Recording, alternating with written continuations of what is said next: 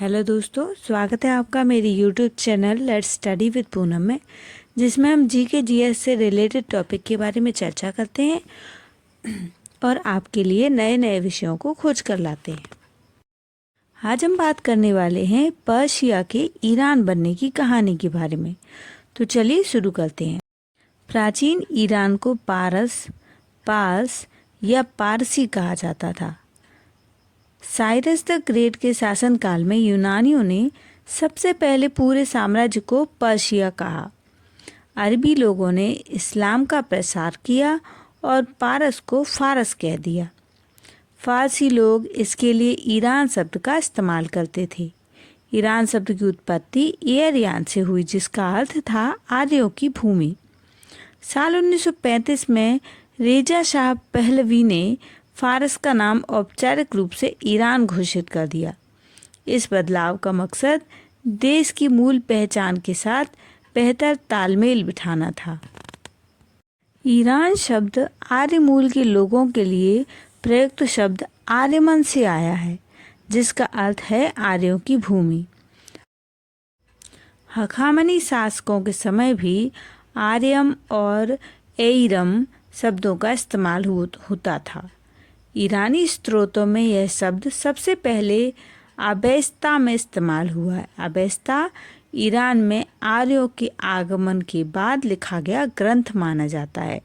इसमें आर्यों और अनार्यों के लिए कई छंद लिखे हैं और पंक्तियाँ ऋग्वेद से मेल खाती हैं। लगभग इसी समय भारत में भी आर्यों का आगमन हुआ था। पहलवी शासकों ने ईरान या आर्यन दोनों शब्दों का प्रयोग किया है। बाहरी दुनिया के लिए 1935 तक फारस नाम था। 1935 में रज़ा शाह पहलवी ने नवीनीकरण कार्यक्रमों के तहत देश का नाम बदलकर फारस से ईरान कर दिया। ईरान को पारंपरिक रूप से मध्य पूर्व का अंग माना जाता है, क्योंकि ऐतिहासिक रूप से यह मध्य पूर्व के अन्य देशों से जुड़ा रहा है और अरब सागर के उत्तर और कैस्पियन सागर के बीच में स्थित है। इसका क्षेत्रफल 16,48,000 वर्ग किलोमीटर है, जो भारत के कुल क्षेत्रफल का लगभग आधा है। माना जाता है ईरान में पहले पुरापाषाण युग कालीन लोग रहते थे। यहाँ पर मानव निवास 1 लाख साल पुराना हो सकता है। लगभग 5000 ईसा पूर्व से खेती आरंभ हो गई थी। मेसोपोटामिया की सभ्यता के स्थल के पूर्व में मानव बस्तियों के होने के प्रमाण मिले हैं। ईरानी लोग यानी आर्य लगभग 2000 ईसा पूर्व के आसपास उत्तर और पूर्व की दिशा से आए। इन्होंने यहाँ के लोगों के साथ एक मिश्रित संस्कृति की आधारशिला रखी, जिससे ईरान को उनकी पहचान मिली। आधुनिक ईरान इसी संस्कृति पर विकसित हुआ और ये यायावर लोग ईरानी भाषा बोलते थे और धीरे धीरे इन्होंने कृषि करना आरंभ किया। आर्यों की कई शाखाएं ईरान में आईं। इसमें से कुछ मिदी, कुछ पर्शियन, कुछ फारसी और कुछ सोगदी, तो कुछ अन्य नामों से जानी गई।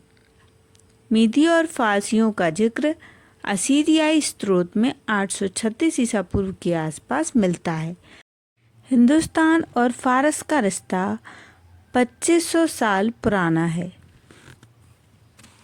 इस रिश्ते से होकर गुजरती है कई गांठें।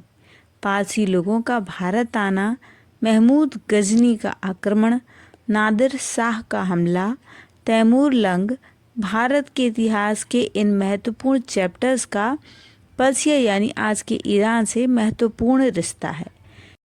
तो दोस्तों, इस वीडियो में हमने पर्शिया के ईरान बनने के पीछे के कुछ महत्वपूर्ण कारणों को जाना है।